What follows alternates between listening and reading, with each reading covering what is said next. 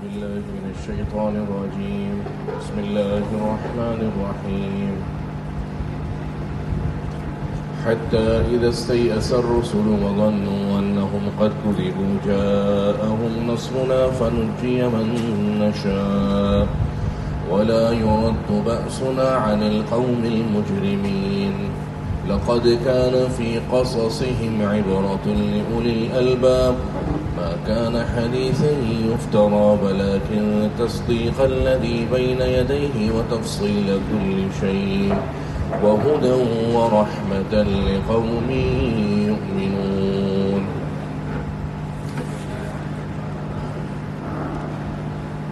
اللہ کا عذاب کے اوپر پچھلی آیت کے اندر اس بات پر بات ہوئی کہ جب اللہ کا عذاب ان کو پتہ ہے کہ ایسا ہے کہ جو ان کو ڈھانپ لے، یا عذاب آئے نہ آئے قیامت تو ان پر آنی ہے، پھر بھی وہ امن کے اندر ہے۔ اس کے بعد انبیاء کی نبوت کے بارے میں بتایا کہ ہم ہر بڑے شہر کے اندر اللہ کا نبی بھیجتے ہیں اور اس کا مقصد یہ ہوتا ہے کہ وہ لوگوں پر اللہ کے احکامات کی پیغام رسانی کریں۔ اس کے بعد اس آیت کے اندر اللہ جل جلالہ فرما رہے ہیں کہ بعض اوقات ایسا ہوتا ہے کہ انبیاء دعوت دیتے ہیں اور انبیاء دعوت دینے کے بعد ایک اپنے ذہن میں اندازہ لگاتے ہیں کہ اب اگر یہ لوگ ہماری بات نہیں مانیں گے تو اللہ کا عذاب ان کو آئے گا، لیکن ذہن کے اندر جو ایک وقت کا اندازہ ہوتا ہے اس وقت عذاب نہیں آتا۔ اب جب اس وقت عذاب نہیں آتا تو ان کے فہم میں ایسا محسوس ہوتا ہے کہ ان کو یہ گمان ہوتا ہے کہ شاید ہماری فہم نے اور ہماری سمجھ نے غلطی کی۔ یہ آپ کو وضاحت اس لیے دے رہا ہوں کہ اگلی آیت کا اگر ہم لفظی ترجمہ کریں تو وہ یوں ہے، حتی اذا استیأس الرسل، یہاں تک کہ جب رسول مایوس ہونے لگے، وظنوا، اور انہوں نے گمان کیا، انہم قد کذبوا، کہ ان کو ان کی بات کو جھٹلا دیا گیا ہے۔ انبیاء تو غلطیوں سے پاک ہوتے ہیں۔ پاک ہونے کا مطلب یہ ہے کہ بعض اوقات ان سے کوئی ایسی غلطی جو سمجھ اور فہم کی اجتہادی غلطی ہوتی ہے وہ تو ان سے ہو جاتی ہے، لیکن اس غلطی پر اللہ ان کو قائم رہنے نہیں دیتے، بس ذریعہ وہی ان کو مطلع کر دیتے ہیں کہ یہ غلطی ہے۔ تو اس موقع پر بھی اللہ فرما رہے ہیں کہ ہونا تو یہ چاہیے تھا کہ وہ عذاب کا ایک وقت مقرر نہ کرتے، کیونکہ عذاب کا تو اللہ کے ہاتھ کے اندر ہے، لیکن ہوتا یہ تھا کہ اپنی فہم کے اندر عذاب کا ایک وقت مقرر کرنے کے بعد جب اس وقت عذاب نہیں آتا تھا تو ان کو لگتا تھا کہ ہماری فہم نے سمجھنے کے اندر غلطی کری۔ اور انبیاء غلطی یوں تو نہیں کرتے، لیکن بعض اوقات اجتہادی غلطی انبیاء سے ضرور ہو جاتی۔ اس کی ایک دلیل مثال کے طور پر سن 6 ہجری کے اندر آپ صلی اللہ علیہ وسلم نے خواب دیکھا کہ میں صحابہ کے ساتھ حج بیت اللہ کا طواف کر رہا ہوں۔ آپ صبح اٹھے بڑے خوش، کچھ ہی دنوں میں صحابہ کے اندر اعلان کروا دیا کہ ہم عمرہ کرنے کے لیے جا رہے ہیں۔ پورا مدینہ صحابہ کی جماعت امڑ آئی، عمرہ کرنے چلے۔ مشہور صلح حدیبیہ کا واقعہ اگر آپ میں سے کسی کو یاد ہے پیش آیا تو خواب میں تو دیکھا تھا کہ عمرہ کرنے جا رہے ہیں، لیکن وقت نہیں دکھایا گیا تھا۔ حضور کی فہم نے اجتہادی طور پر یہ غلطی ہوئی کہ حضور یہ سمجھے کہ اس سال ہوگا، حالانکہ خواب کے اندر سال کی تعبیر تو نہیں بتائی گئی تھی۔ تو وہاں سے دوبارہ لوٹے اور سن 8 ہجری کے اندر دوبارہ عمرہ کرنے کے لیے تشریف لے گئے۔ اس خواب کی تعبیر 2 سال بعد پوری ہوئی، حالانکہ حضور یہ سمجھے کہ جس رات خواب دیکھے اگلے دن مدینہ کے اندر اعلان اور ندا کروا دی، منادی نے اعلان کر دیا کہ بھئی ہم عمرے کے لیے روانہ ہو رہے ہیں۔ تو اس قسم کی اجتہادی غلطیاں انبیاء سے ہو جاتی ہیں، لیکن اس اجتہادی غلطی کے اوپر انبیاء کو رہنے نہیں دیا جاتا، بلکہ اللہ بذریعہ وہی مطلع کر دیتے ہیں۔ حتی اذا استیأس الرسل، یہاں تک کہ جب رسول مایوس ہو گئے، وظنوا، اور وہ گمان کرنے لگے، انہم قد کذبوا، کہ ان کی فہم نے غلطی کی ہے، ان کی سمجھ نے غلطی کر لی ہے۔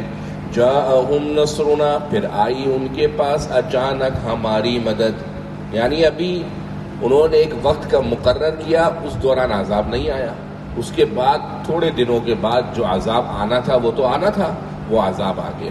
فنجیا، تو نجات دے دی گئی، من نشاء، اللہ فرما رہے ہیں جس کو ہم چاہتے ہیں، یعنی جو ایمان والے تھے اس کے اندر سے ان عذاب سے ان کو نجات دے دی گئی۔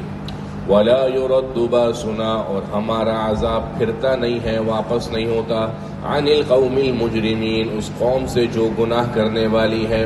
لقد كان في قصصهم، تحقیق ان انبیاء کے قصوں کے اندر، عبرۃ، بڑا عبرت کا سامان ہے، ہر کسی کے لیے نہیں، لأولی الالباب، عقل مندوں کے لیے۔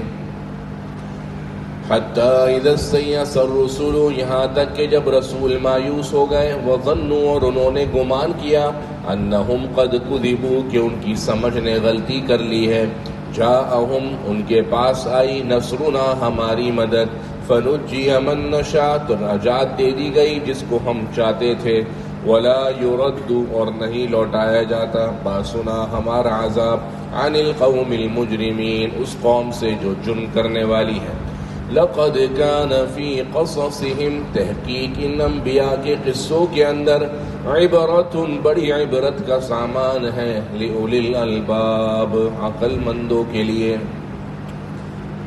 اور خاص کر وہ قصہ جو آخری حضرت یوسف علیہ السلام کا گزرا، اس قصے کے اندر کیا عبرت، کیا تسلیاں، کیا کیا سیکھنے کو ملا، کیا کیا سمجھنے کو ملا، یہ تو ہر شخص کے اوپر واضح ہو گیا۔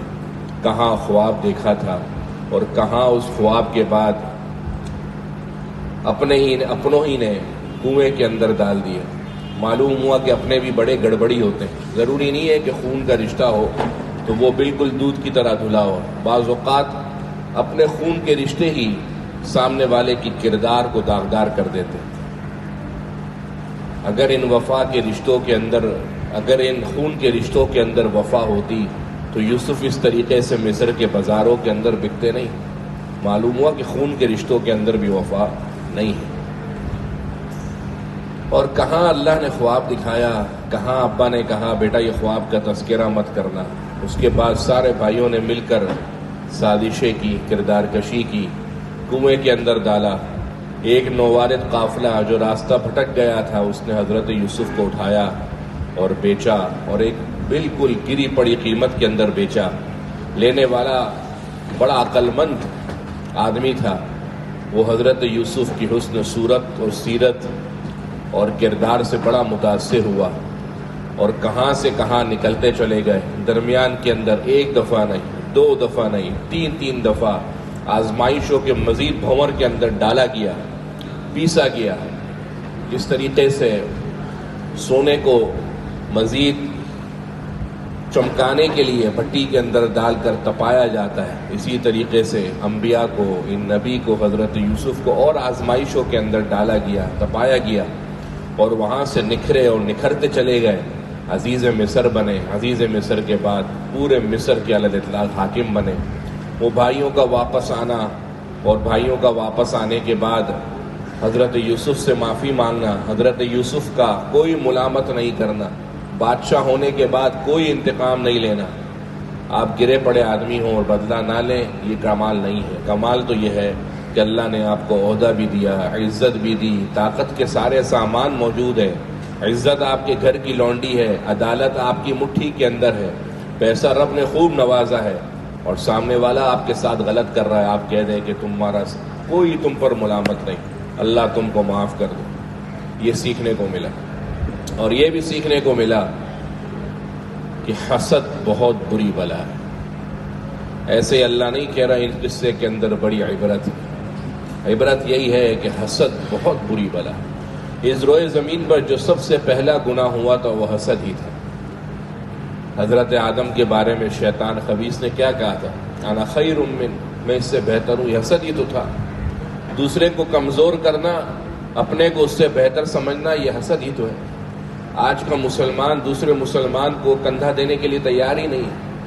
آپ کا بھائی، سگا بھائی، آپ کا دینی بھائی، آپ کا پڑوسی، آپ کے اپنے، آپ سے میدان میں آگے نکلنا چاہے تو کوئی کندھا دینے کو تیار نہیں ہے، بلکہ آپ کو کچلنے والے، آپ کی ٹانگیں کاٹنے والے، آپ کے کردار کو مزید معاشرے اور سوسائٹی کے اندر گندا کرنے والے لوگ موجود ہیں۔ اور حسد انتہائی بری، آپ صلی اللہ علیہ وسلم نے فرمایا ایاکم والحسد، حسد نہ کرو، فإن الحسد تأکل الحسنات کما تأکل النار الحطب۔ یہ حسد نیکیوں کو ایسے کھا جاتا ہے جیسے آگ لکڑی کو کھاتی۔ اسی طریقے سے حسد نیکیوں کو کھا جاتا ہے۔ اللہ حفاظت میں رکھے۔ اس سے یہ بھی پتہ لگا کہ اپنے حسد زیادہ کرتے ہیں۔ اور الامان والحفیظ، الامان والحفیظ، الامان والحفیظ۔ ایک زمانے تک کہا جاتا تھا کہ دو لوگ حسد نہیں کرتے، ایک استاد اور ایک والدین۔ صحیح کہہ رہا ہوں؟ استاد اور والدین کبھی حسد نہیں کرتے۔ استاد چاہتا ہے میرا طالب علم مجھ سے آگے بڑھے، والدین چاہتے ہیں میری اولاد ہے اور پھلے پھولے بڑے آگے بڑھے۔ لیکن الامان والحفیظ آج سے 30-40 سال پہلے استاد کا بھی یہ کانسیپٹ ختم ہو گیا۔ اب استاد جب سے یہ تعلیم کے معاملے کمرشلائز ہوئے ہیں، اس وقت سے بہت کوئی استاد کی خواہش ہو کہ میرا شاگرد مجھ سے آگے بڑھ جائے، ورنہ اب استاد کی یہ خواہش بھی ختم ہو گئی۔ اب استاد بھی چاہتا ہے کہ میں اتنا کروں کہ بس یہ میرے ماتحتی کے اندر ہے، مجھ سے آگے نہ بڑھ جائے۔ اور ایک بات اور، اب والدین بھی اپنی اولاد سے حسد کرتے ہیں۔ آپ کو جملہ سن کر افسوس تو ہوگا، لیکن یہ حقیقت ہے۔ اتنے مسائل روز کے سننے کے اندر آتے ہیں، بلکہ اب تو والدین صاف کہہ دیتے ہیں۔ میں کہتا ہوں پہلے تو معاملات ایسے نہیں تھے، شادی کے بعد ہوئے ہیں، تو والدین کہتے ہیں ہاں شادی کے بعد ہوئے، میں شادی کے بعد بس تھوڑا اس سے ایسا ہو گیا۔ تو میں کہتا ہوں حسد ہی ہو گیا نا، بولتے ہیں ہاں ہو گیا، مان لیتے ہیں، تسلیم کر لیتے ہیں۔ ہمارے یہاں تو کہتے ہیں نا بھائی والدین حسد نہیں کرتے، اب تو والدین بھی حسد کر رہے ہیں اولادوں سے، اور خاص کر اولاد کی جب شادی ہو جائے تو والدین کا حسد مزید نکھر کر نمایاں ہو جاتا ہے۔ حالانکہ والدین وہ رشتہ ہے کہ کہا نہیں جا سکتا کہ باپ کے اپنے بیٹے کے بارے میں چاہتے ہیں مجھ سے آگے نہ بڑھے، اور خاص کر میمن خاندانوں کے اندر وہاں پر والدین کی بعض اوقات یہ خواہش ہوتی ہے کہ ان کی اولاد ان کی مٹھی میں رہے، تو اولاد کو مٹھی میں رکھنے کا ان کے پاس جو گر ہے وہ اپنے بڑوں سے بعض اوقات یہ سیکھتے آئے کہ کبھی اس کو اپنے سے آگے نہیں بڑھنے دینا۔ اور نتیجہ کیا نکلتا ہے کہ گھروں کی فضا متاثر ہو جاتی ہے۔ وہ گھرانے جو محبتوں کا گڑھ ہوا کرتے تھے اس میں نفرتوں کے کانٹے کھلنے لگتے ہیں۔ وہ گھرانے جو امن کی جگہ سمجھے جاتے تھے، ان گھرانوں کے اندر بھی بچوں کی شادیوں کے بعد معاملات خراب ہو جاتے ہیں۔ والدین صاف کہہ دیتے ہیں کہ ہمیں یہ سمجھ میں نہیں آتا، تو صاف یہی ہے کہ آپ کو اپنے بچے سے حسد ہو گیا ہے۔ جی حسد ہو گیا، اور کیوں نہ ہو۔ اب ہم اس دور کے اندر جی رہے ہیں کہ الامان والحفیظ کے باپ اپنی بیٹی کی عزت چھین لیتا ہے، تو حسد تو بہت چھوٹا گناہ ہے نا۔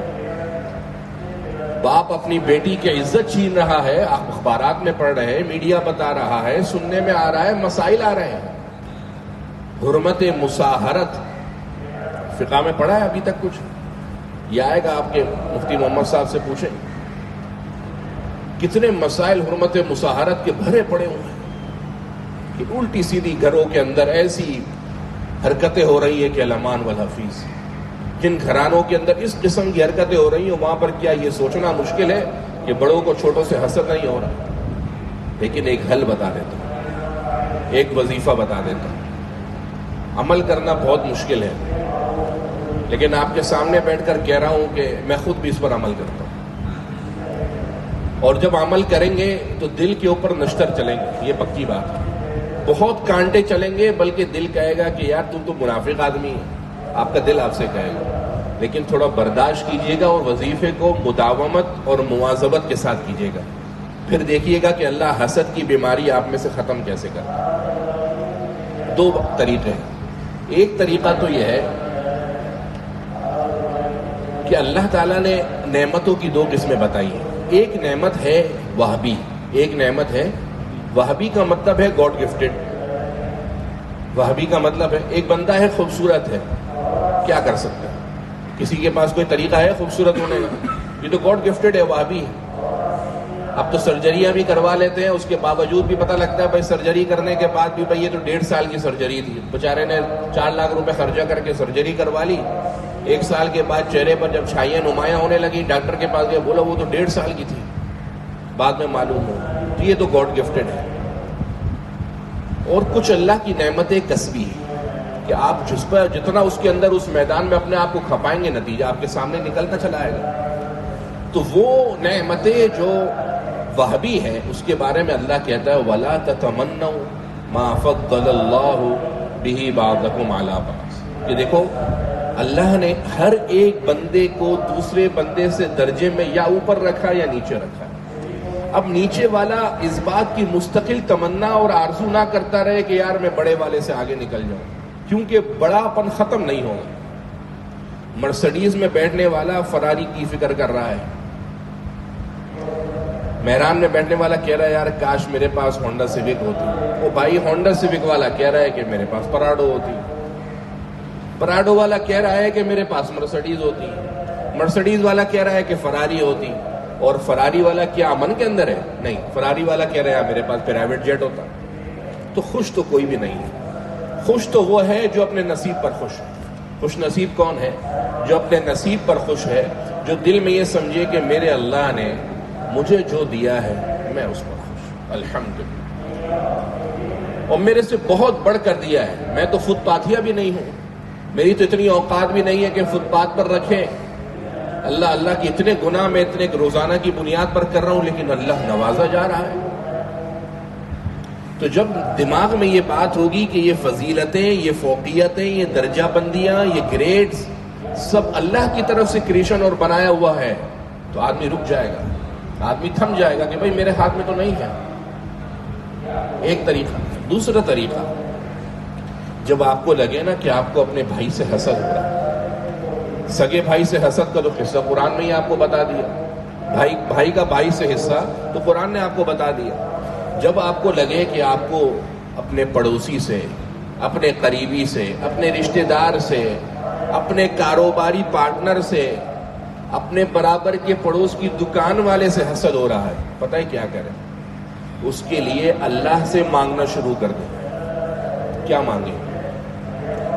اس کی دکان چلتی بہت ہے، آپ کی برابر میں دکانیں چلتی نہیں ہے، حسد ہو رہا ہے۔ حسد ہو رہا ہے، حل یہ ہے کہ نماز کے بعد جب دعا کریں نا تو اس کے لیے پہلے مانگنا شروع کریں کہ اللہ اس کے کاروبار میں دن دگنی رات چگنی ترقی دے۔ جب آپ یہ دعا کریں گے تو دل آپ کو بولے گا کہ بڑے منافق ہو یار، دن بھر تو اس کو ٹانگیں کاٹنے میں لگے ہوئے ہو اور دعا کرتے ہو کہ اللہ اس کے کاروبار میں برکت دے۔ تو صبر کیجئے گا، برداشت کیجئے گا، سمجھیے گا کہ یہ شیطان آپ کو ورغلا رہا ہے، دعائیں کرنا اس کے لیے شروع کریں۔ اس کے کاروبار میں مزید برکت کی دعا کرنا شروع کریں تو شیطان آپ کو بولے گا کہ وہ بھائی اس کی دکان پہ تو رشی ختم نہیں ہو رہا، تمہاری دکان پہ رش نام کی کوئی چیز نہیں ہے، تو دعا اس کے لیے کر رہے لیکن آپ کرتے رہیں۔ آپ کا دل پر یقین کریں چھریاں چلیں گی جب آپ یہ دعا کریں گے، بہت مشکل ہے یہ۔ آپ کا بھائی آپ سے تنخواہ کے اندر آگے ہے، آپ کو حسد ہو جاتا ہے، آپ اپنے بھائی کی تنخواہ میں اضافے کی دعا برکت اور عافیت کے ساتھ کرنا شروع کر دیں، بہت چھریاں چلیں گی، نشتر چلیں گے، لیکن رکیے گا نہیں، کرتے رہیے گا۔ ہوگا یہ کہ اللہ آپ کو حسد کی برائی سے بالکل پاک کر دے۔ اور کبھی 1 مہینہ 1.5 مہینے بعد کہیں شیطان نے آپ کو بولا نا کہ تو بڑا حسد کرتا ہے اس سے، بولے یار میں کیسے حسد کرتا ہوں؟ حسد تو میں اس وقت کروں جب میں سب کے سامنے دعائیں کروں، میں تو اپنے اللہ سے اس کی کاروبار میں برکت اور عافیت کے لیے اکیلے میں دعا کروں۔ اور اس کا فائدہ کیا ہوگا اس دعا کرنے کا؟ صرف یہ فائدہ نہیں ہوگا کہ آپ حسد کی برائی سے بچیں گے، اس کا فائدہ یہ ہوگا کہ حدیث شریف کے اندر ہے کہ جب کوئی مسلمان اپنے مسلمان بھائی کے پیٹھ پیچھے کوئی دعا کرتا ہے تو فرشتے کیا کہتے ہیں اس دعا کے جواب میں؟ آمین وَلَكَ بِمِثْلِ، اے اللہ اس کی دعا قبول فرما لے اور اے اللہ اس کو بھی اتنا جتنا ہی دے دے۔ دعا پہ آمین کہنے والا کون ہے؟ گناہوں سے پاک فرشتہ ہے، جس کی دعا اور عرش کے اندر کوئی رکاوٹ نہیں ہے، خالی ایک پردے کا فرق ہے، اور وہ آپ کی اس دعا پر آمین کہہ رہا ہے۔ آپ کی دعا کے اندر سپورٹ کتنا ہو گیا؟ تو ممکن ہے کہ اس آمین کی برکت سے اللہ آپ کے کاروبار کے اندر بھی وہ دن دگنی رات چگنی ترقیاں نصیب کر دے۔ اور اس پر میرا خود کا عمل ہے۔ وہ لوگ جن سے مجھے زندگی کے اندر حسد ہو جاتا ہے، حسد تو عام سی بیماری ہے، کوئی یہ تو نہیں سمجھ سکتا کہ یار اس کو کیسے ہو جاتا ہے۔ 70 سال تک تبلیغی حضرات بتاتے ہیں، ورنہ ہمیں تو نہیں پتا کتنے سال تک شیطان عبادت کرتا رہا۔ ایسا بڑا عابد تھا، حضرت آدم کے ایک سجدے پہ حسد ہو گیا نا، حضرت آدم کے ایک سجدے پر، تو مجھے بھی تو حسد ہو سکتا ہے اپنے مسلمان بھائی سے۔ تو کرتا یہ ہوں کہ جس مسلمان بھائی سے حسد ہوتا ہے نا، اس کے لیے اپنی دعاؤں کے اندر حصہ بڑھا دیتا ہوں. جب دعاؤں کے اندر حصہ بڑھتا ہے، اپنی زندگی کے اندر بھی سکون کی ہوا اور فضا ہموار ہو جاتی ہے، اور اس کے لیے حسد کا جو معاملہ تھا وہ بھی ختم ہو جاتا. یہ ہے لقد کان فی قصصہم عبرۃ. ان انبیاء کے قصے یہ محض کہانیاں، افسانے نہیں ہیں، کوئی ڈائجسٹ کی کہانی نہیں ہے، کوئی اخبار کی کالم نگاری نہیں ہے، نہیں، بطور عبرت ہے کہ اپنی آنکھیں کھولو اور دیکھو اور سمجھو کہ بھائی یہ انبیاء کے یہ قصے، اتنا سا قرآن 6200 کے قریب آئے تھے، اتنا سا مصحف اتنا کھول کھول کر بیان کر رہا ہے، اتنی تفصیل سے بیان کر رہا ہے، چھوٹی چھوٹی باتیں بیان کر رہا ہے. کیوں؟ عبرۃ لأولی الالباب، عقل مندوں کے لیے عبرت کا سامان. اور یہ بھی پتہ لگا آپ بڑے ہوں یا چھوٹے ہوں، ضروری نہیں ہے آپ بڑے ہوں تو آپ کی ہر بات درست ہو اور آپ چھوٹے ہوں تو آپ کی ہر بات خراب ہو. بعض اوقات بڑے بھی گمراہی کے اندر ہوتے ہیں اور چھوٹا راہ ہدایت کے اوپر بھی ہوتا ہے. یہ بھی اس قصے سے پتہ لگا. یہ بھی پتہ لگا کہ جب آپ کے پاس سارے نقشے دنیا کے موجود ہوں اور آپ معاف کر دیں، اس کی اپنی لذت ہوتی ہے، اس کی اپنی لذت ہوتی ہے. اور یہ بھی پتہ چلا کہ ہر ترقی پذیر شخص کی ٹانگیں کاٹنا یہ اچھا مسلمان ہونے کی نشانی نہیں. جس مسلمان کا ایمان بڑا صحت مند اور مضبوط ہے نا، وہ اپنے مسلمان بھائی کو ترقی پر چڑھنے کے لیے مزید سیڑھیاں دیتا ہے کہ آؤ بھائی چڑھو. آپ نے دیکھا ہے وہ جب یہاں سے جنازہ جاتا ہے کیسے لوگ کندھا دینے کے لیے آتے ہیں. آپ سوچیں اگر اتنے کندھے دینے والے اگر زندہ آدمی کو مل جائیں تو زندہ آدمی کہاں سے کہاں نکل جائے.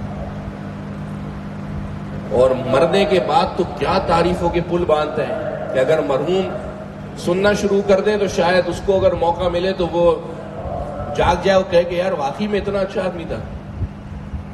لیکن مرنے کے بعد محسوس ہوتا ہے. کہتے ہیں نا کہ آپ چاہتے ہیں کہ آپ کی تعریف ہو تو اس کے لیے آپ کو مرنا پڑے گا. آپ مر جاؤ دیکھو کیسی تعریفیں ہوتی ہیں. اور یہ حقیقت ہے، زمینی حقیقت ہے. جنید جمشید شہید رحمۃ اللہ علیہ، آج بھی مجھے وہ منظر یاد ہے، شاید 10 سال 12 سال کہ حضرت رحمۃ اللہ علیہ سفر سے واپسی آ رہے تھے تو کچھ اوباش لڑکوں نے ایئرپورٹ پر اس کا کیا حال کیا تھا، کیسا مارا تھا اس کو. اور آج بھی وہ آنکھیں وہ منظر نہیں بھلا پاتی جب وہ زنجیر سے بیچارہ ایئرپورٹ پر گر گیا تھا. کیا اس کے منہ سے خالی کچھ غلط لفظ نکل گیا تھا نا. عالم تو وہ تھا نہیں، مفتی تو تھا نہیں، مولوی تو تھا نہیں، ایک تبلیغی آدمی تھا جو گناہوں کی اور موسیقی زندگی چھوڑ کر دین کا کام کرنے کے لیے نکل پڑا تھا. منہ سے ایک غلط جملہ نکل گیا تھا اور کیسا اس کو ایئرپورٹ کے اوپر کیا ذلت اور رسوائی اس کے مقدر ٹھہری تھی. اور اپنی نجی مجلسوں کے اندر بڑے غلط عجیب بات کہا کرتا تھا. میں وہ بات شاید اس وقت تذکرہ کرنا مناسب نہیں سمجھتا، لیکن بڑی عجیب بات وہ کہا کرتا تھا. اتنا اس کو لوگ تنگ اور متنفر کر رہے تھے. ہوا کیا، جنازے کے اندر کیسا سیلاب عمدہ، کیا اپنے کیا پرائے، کیا دوسرے مسلک، کیا دوسری تنظیمیں سب آ رہے تھے. بلوچ کالونی کے پل کے اوپر ایسا رش تھا کہ برابر والے سے بس والے سے سلام دعا کرنے لگے تو پتہ لگا کہ بھائی بس میں لوگ بیٹھے ہوئے کھڑے ہوئے کہاں سے آ رہے ہیں. 7 گھنٹے کا سفر کر کے سکھر سے آ رہے ہیں جنید جمشید شہید رحمۃ اللہ علیہ کا جنازہ پڑھنے کے. مطلب جو جنازوں کی تاریخ اور مثالیں ہم حضرت حاجی عبدالوہاب صاحب رحمۃ اللہ علیہ کی سنتے پڑھتے ہیں، وہ تاریخ اور وہ آنکھیں اور مشاہدات زندگی میں دیکھے ہیں. لیکن زندہ تھا تو ہم نے کیا کیا اس کے ساتھ؟ گالیاں دی، برا بھلا کہا، مارا، دین سے کتنا متنفر کرنے کی کوشش کی. لیکن پتہ نہیں اس کے پاؤں کے اندر ایسا مستقلال اور استقامت کے جڑ جڑے ہوئے تھے کہ وہ پیچھے نہیں ہٹا. اور عین جوانی کی حالت میں اللہ نے شہادت کی موت سے واپس بلا لیا. اور جنازے کے اندر جب ویڈیو بنی، لوگوں نے منظر دیکھا تو لوگ یار کتنا اچھا آدمی تھا. تو آپ کو تعریف سننا چاہتے ہیں تو اس کے لیے آپ کو مرنا پڑے گا. یہ سب چیزیں زندگی کے اندر ہمارے نمایاں اس وقت ہوں گی جب ہمارے ایمان اس بات کے اوپر اتنا صحت مند ایمان ہو کہ ہم اپنے مسلمان بھائی کے لیے کامیابی کے اگر مواقع تلاش نہیں کر سکتے نا، ہم کسی مسلمان کو اٹھا کر منزل پر لے کر نہیں جا سکتے نا، تو کم سے کم جو وہ ترقی کا سفر طے کر رہا ہے اس کے اندر اس کی سیڑھیوں کے پائے کاٹنے کے بجائے اس کی سیڑھیوں کے پائے جوڑ کر اس کو منزل تک پہنچانے کا راستہ دکھا ضرور دے، بلے پہنچائیں، دکھا ضرور۔ آج سے کم اس قرآن کو پڑھنا صرف امتحان کے لیے نہیں ہے۔ امتحان کیسے دینا ہے یہ منتظمین بتائیں گے۔ میں یہ قرآن پڑھا رہا ہوں، اس کی روح آپ کو سمجھانا چاہتا ہوں کہ قرآن صرف یہ پڑھنا نہیں ہے میرے بھائی، یہ قرآن روح ہے۔ یہ روح مجھے اور آپ کو یہ سمجھا رہی ہے کہ کیا سورہ یوسف کے پڑھنے کے بعد میری اور آپ کی زندگی میں کوئی نمایاں فرق آیا ہے، یا بس وہی زندگی یہ پرانی چل رہی ہے؟ اگر تو فرق آیا ہے تو بسم اللہ، نہیں آیا تو واللہ باللہ سمت اللہ، نہ آپ کی نیند کی قربانی دینے کا کوئی فائدہ، نہ کسی معاملے کا کوئی اور فائدہ۔ آج سے اپنا محاسبہ یوں کہہ کر شروع کریں کہ پتہ تو لگے کہ سورہ یوسف کے اندر اتنی دین کی باتیں، اتنے فوائد، اتنی مثالیں، اتنے مشاہدات، اتنے تاثرات، اللہ نے چھوٹی چھوٹی باتوں کو ایسے کھول کھول کر بیان کیا۔ قرآن میں نمازوں کا ذکر کس وقت پڑھنی نہیں ہے، آپ خالی سوچے تو صحیح۔ قرآن میں نمازیں پڑھنے کا ذکر ہے، قائم کرو، کب پڑھنی ہے، صبح شام، ہلکا پھلکا وقت کا ہے، کتنی پڑھنی ہے، کیا رکعتیں ہیں، پورے قرآن میں کوئی تفصیل نہیں ہے، اور ادھر اتنی چھوٹی چھوٹی چیزیں بتا رہے ہیں۔ کیوں؟ کیونکہ یہ چھوٹی چیزیں تمہارے دین پر اثر انداز ہوتی ہیں، یہ چھوٹی چیزیں تمہاری زندگی کے اندر تاثیر پیدا کرتی ہیں کہ تمہاری عبادت کا ماحول سازگار ہو جائے۔ یہ جو فضا عبادت کی ہے وہ اس وقت نورانی ہوگی جب یہی چھوٹی چیزیں تمہارے دلوں کے اندر اس طرح پیوست ہوں کہ تم اپنے مسلمان اور تمام اللہ کے بندوں کے حقوق ادا کرنے والے بنو۔ آج سے ہم میں سے کوئی شخص اگر والدین کے حق میں کوتاہی کر رہا ہے تو والدین کے حق میں کوتاہی نہ کریں۔ آپ والدین ہیں تو اپنے آپ کو سرپرست سمجھیں، منتظم سمجھیں، چوکیدار نہ سمجھیں کہ جو چاہا، جیسا چاہا اور جس لکڑی سے چاہا سب کو ہکلا دیا اور جیسا چاہا اپنے والدین نے سلوک کر لیا۔ آپ کے بھائی ہیں، بہنیں ہیں، رشتہ دار ہیں، یہ موقع اور اس قرآن کے پڑھنے کے بعد آپ کے دماغ میں آنا چاہیے کہ ہم اپنے تمام گھریلو ماحول، چاہے وہ دفتری ماحول ہے، داخلی ماحول ہے، خارجی ماحول ہے، سب کے اندر ہماری فضا محبت اور ایک ایسے ماحول کے اندر ہو جس کے اندر نفرتوں کا بازار نہ۔ اب اگر ہماری زندگی اس رویے پر آ جاتی ہے کہ ہمارے دلوں سے حسد ختم ہوتا ہے، اپنے مسلمان بھائی کے لیے کینہ ختم ہوتا ہے، بغض و عداوت جو دلوں کے اندر ہے یہ ختم ہوتا ہے، آج سے نکال دیجئے، اس کے لیے دعا شروع کر دیجئے۔ راستے کے اندر مل جائے کم سے کم درجہ سلام۔ آپ کے گھر میں شادی ہو، یقیناً 300 افراد کی شادی ہے، تو جو شخص آپ سے روٹھا ہوا ہے نا، اپنی اہلیہ کا ہاتھ پکڑ کر اس کے گھر جائیں اور دعوت نامہ دیں، تاکہ نفرتوں کا ماحول ختم ہو کر امن کا ماحول پیدا ہو، محبتوں کا ماحول پیدا ہو۔ آپ کسی سے نالا ہیں، اپنے دل کو صاف کر لیں، جب سامنے آئے سلام سے ابتدا کر لیں۔ اگر کسی سے مزاج نہیں ملتا کوئی مسئلہ نہیں، مزاج نہیں ملنا کوئی برا اور معیوب بات نہیں ہے۔ ممکن ہے کہ میرا مزاج کسی تیسرے بندے سے نہیں ملتا تو میں سلام دعا کروں گا، باقی بات نہیں کرتا، بھائی میرا مزاج نہیں ملتا، کوئی بری بات نہیں۔ دل خراب نہ کریں۔ قیامت کے دن جنت میں کون جائے گا؟ اس کی نماز اچھی ہو، روزے بہت رکھتا ہو، صف اول کی نماز کا پابند ہو، تہجد گزار۔